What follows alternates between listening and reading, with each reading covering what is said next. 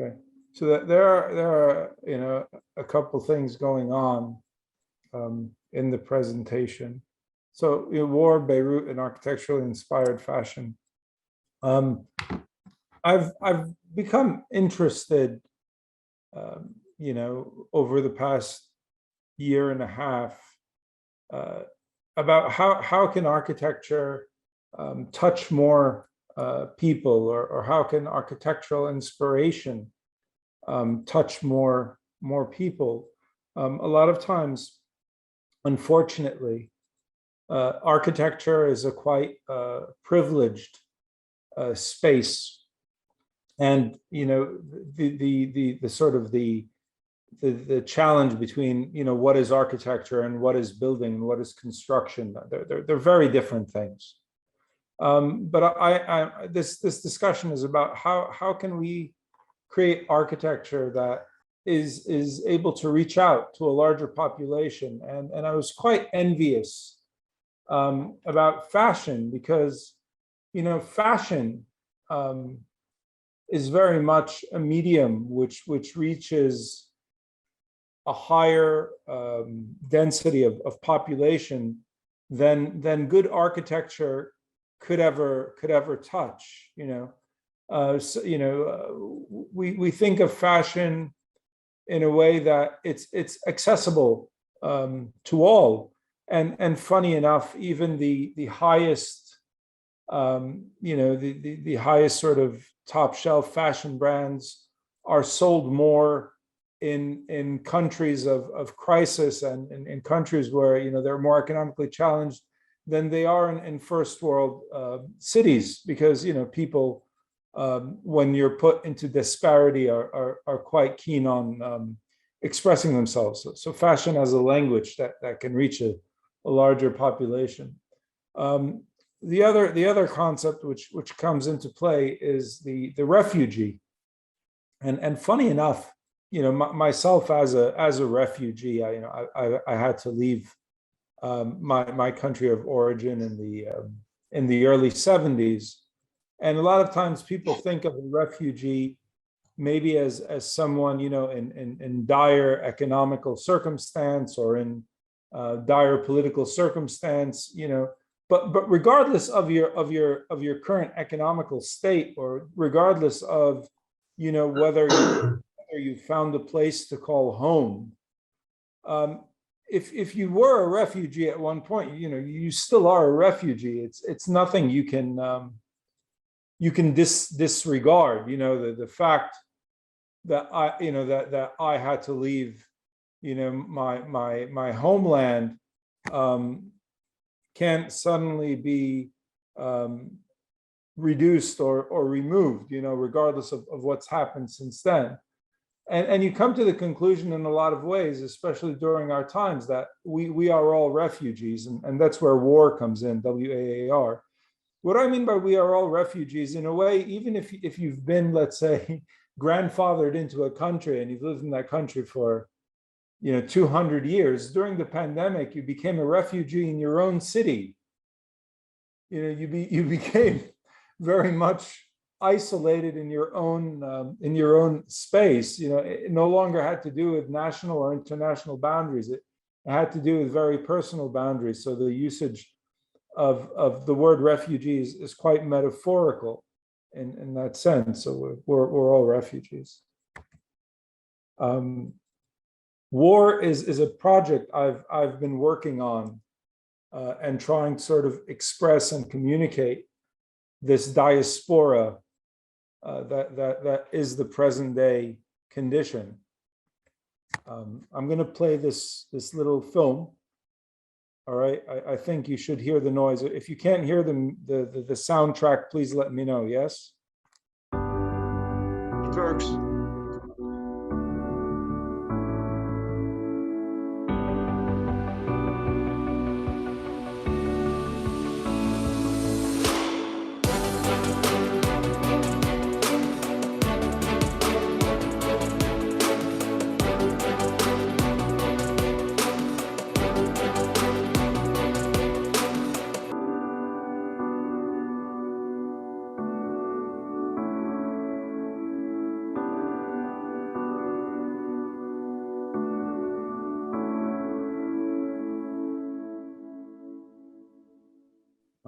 So this is a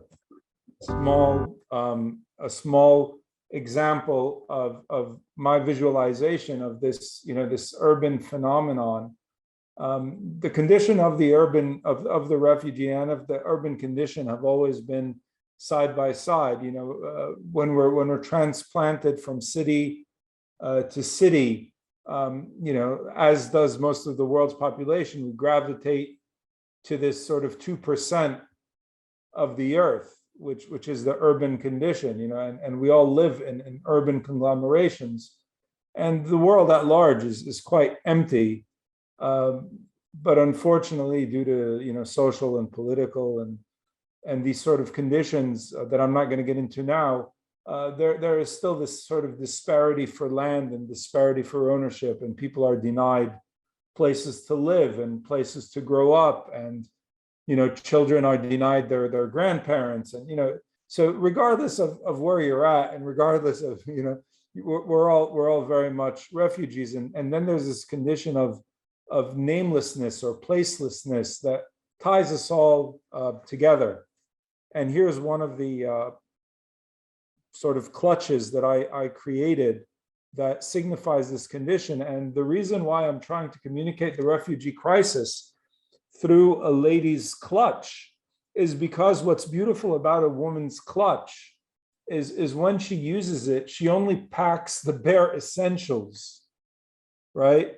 A clutch is very different than a bag or a handbag or an overnight bag. With a clutch, you can just really carry what you sort of desperately need for that afternoon or for that evening, and you have to be very particular with what you pack in the clutch. And in a way, when refugees have to live and leave from one place to another, there isn't much choice of what they can take, if they can take anything. So the small clutch was very much the object which I related and which could communicate this sort of bare minimum, bare essential nature. And I'll play this video for you.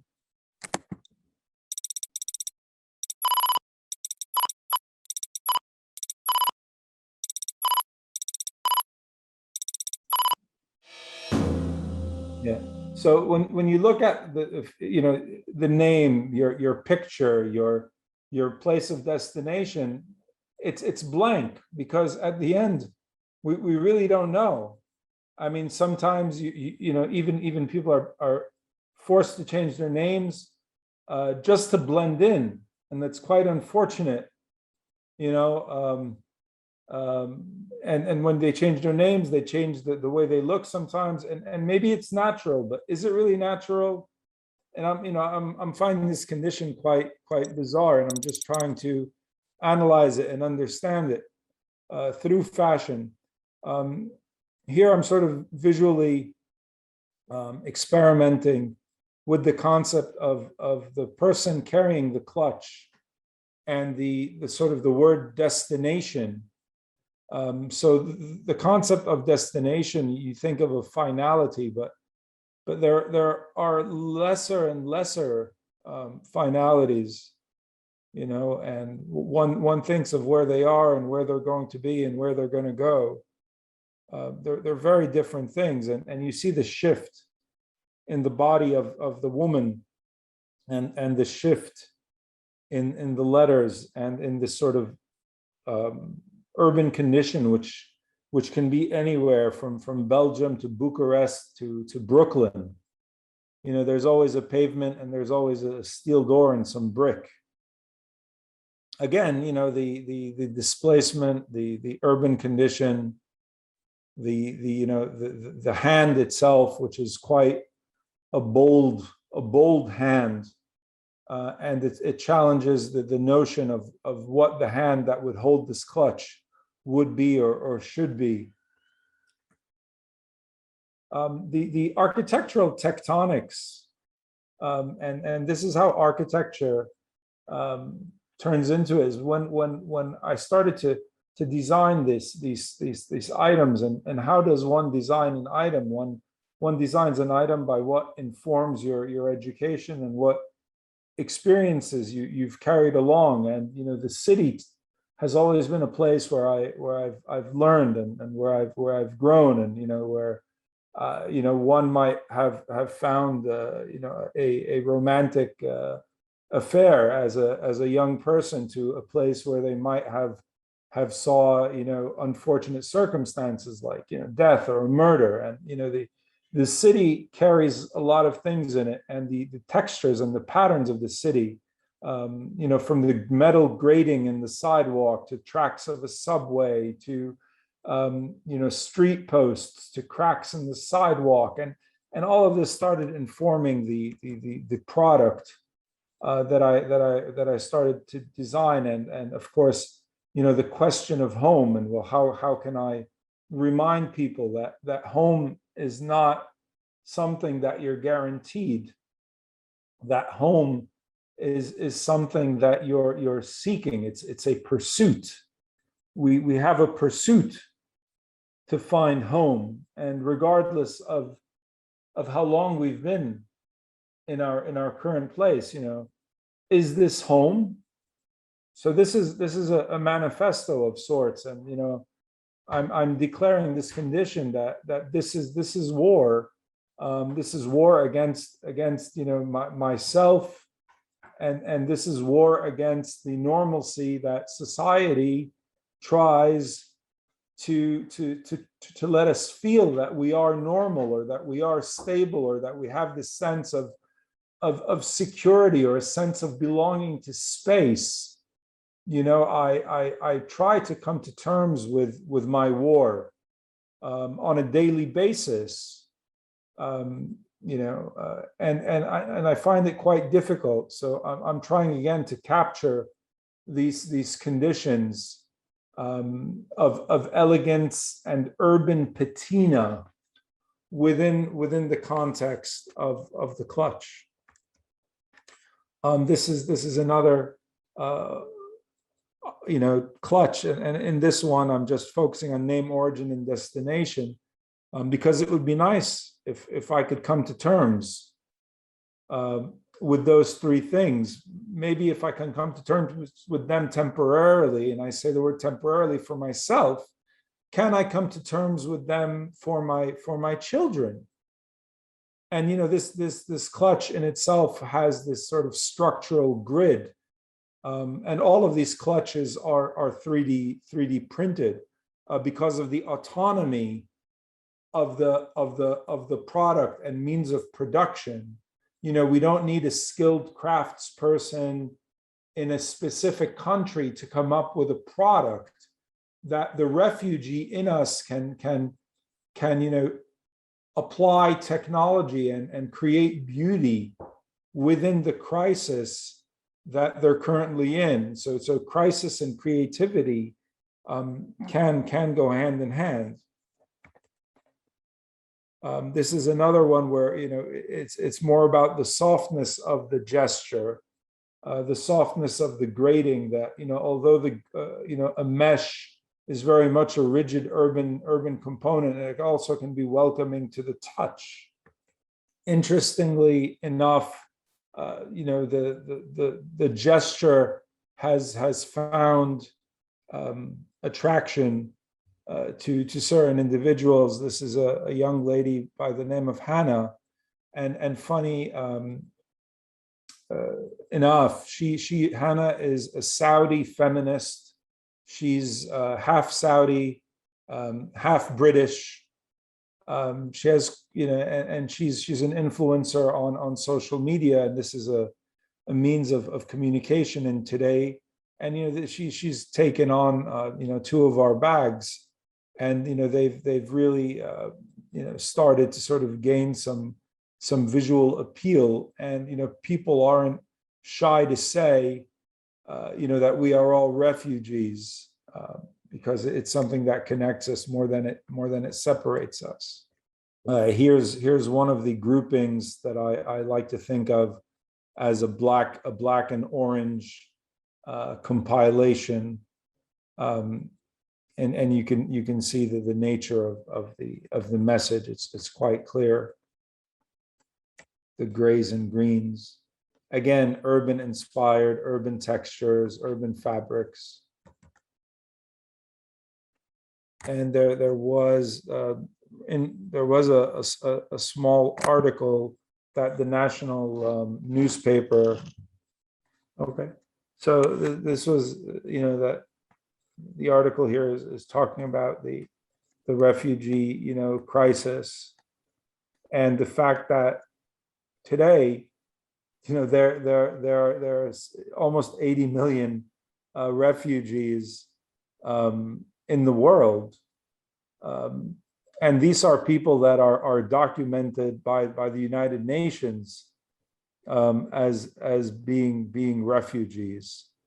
And so 80 million that are documented. You can just imagine the exponentiality of the undocumented cases. It's like when you talk about the homelessness condition in New York, the number that's documented and the actual number are exponential, but let's not get into that. And what's quite difficult to digest is that a little bit more than a third of this population are under 18 years old, which really grips our stomach. And I have to think of this condition. My own sort of transition as a refugee was from Lebanon in 1978, when my family was forced to flee to America. And all of a sudden, there we were. Very little to discuss. You're put on a plane and we were sent across. But then, what's really even more sort of challenging is this condition that in Beirut, where I became a refugee in the late 70s, and we immigrated to the US. That this past August in Beirut, within 20 minutes, 300,000 people lost their homes and became refugees in their own city. So this is a stark example of how a refugee, can happen to a person who belongs to a certain country, or a refugee in your own country. So where do you go? You no longer have a place to go to anymore. So you had these 300,000 people sort of roaming around on the street. I'll stop there just for the sake of time. I mean, I can ramble on forever. And that's it, really. That's the story about war, and about fashion, and about Beirut, and about what I'm currently sort of trying to come to terms with. Thank you.